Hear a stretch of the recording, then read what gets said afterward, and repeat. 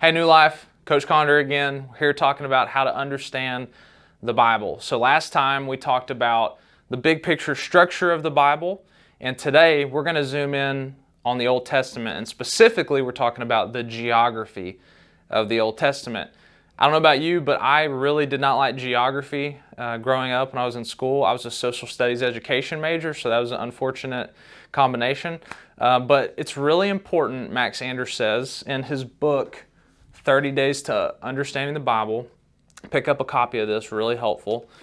He says that understanding the structure of the Bible will help us internalize it and understand it. And then he says that in order to understand the structure of the Bible, it's really important to know where these events take place. So there's two big categories that we're going to talk through today when it comes to the geography of the Old Testament. So here's a map.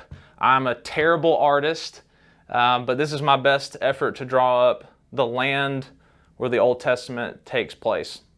So the two categories we're talking through, the first is bodies of water, and the second are locations. So bodies of water and locations. So let's talk through the bodies of water first. So what this is going to do is anytime that you're reading something from the Old Testament, if you know where these take place, you'll be able to understand how things relate to each other, the significance of events, and so it's going to enrich your Bible reading when you come to these places and bodies of water. So the first body of water is the Mediterranean Sea. So most everything that we're going to talk about takes place to the east of the Mediterranean Sea. The second body of water is the Nile River, possibly the most well-known river in the world. The third body of water is the Sea of Galilee. The next is the Jordan River. It's where Jesus got baptized. And then the third important part of this whole thing is the Dead Sea. So it's so low that plant and human life, it's because the mineral deposits, is not able to live there, so it's the Dead Sea. So these are the first 5 important bodies of water. The next 3, we've got the Tigris and the Euphrates River. A lot happens in between both of these two rivers. And then finally, we've got the Persian Gulf. So let's say it together. We'll go through all 8 of these bodies of water. It's really going to help us understand where things take place in the Old Testament. Starting with Mediterranean Sea, say it with me, Nile River, Sea of Galilee, Jordan River, Dead Sea, Tigris River, Euphrates River, and Persian Gulf. So those are the 8 bodies of water. The next thing that we're going to talk about is 7 locations. So there's 7 locations. If you can get these 7, you can pretty much understand where everything's happening in the Old Testament. So the first is the Garden of Eden. So I'm just going to put Eden. Now, we don't know exactly where Eden was, but this is the spot where we believe it somewhere in there. The next location is Canaan. This is the land where Abram comes. He's called by God, ends up in this land.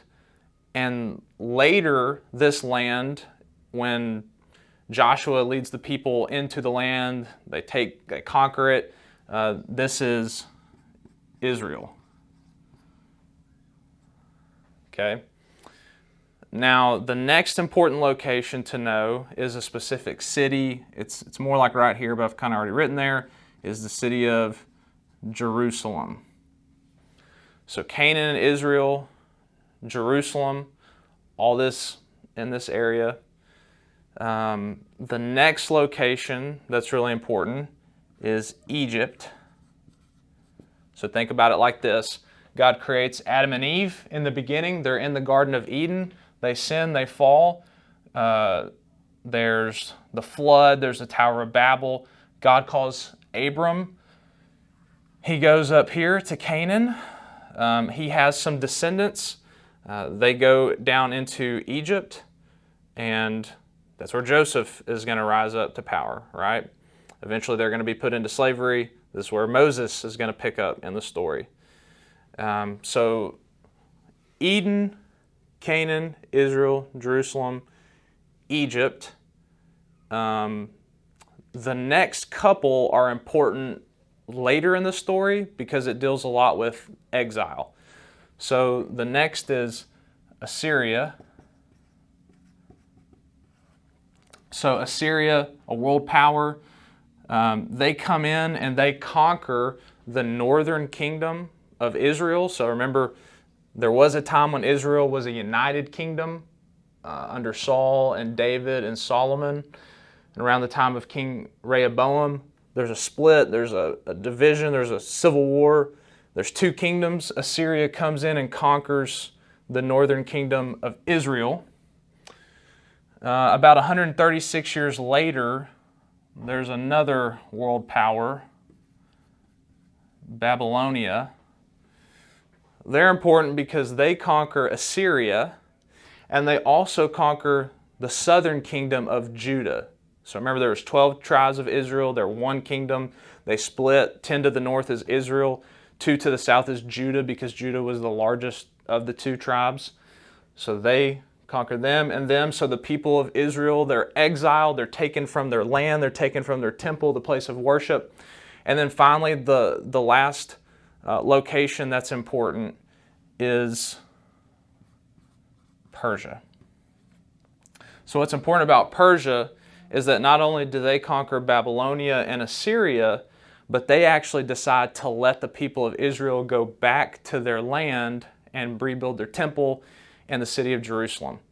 So there's two important categories. If you can understand the bodies of water, number one, and number two, the locations, you're going to have a better understanding of where these major events take place and the significance of the timeline of the exile and the return. So we'll see you next time. Thanks for tuning in.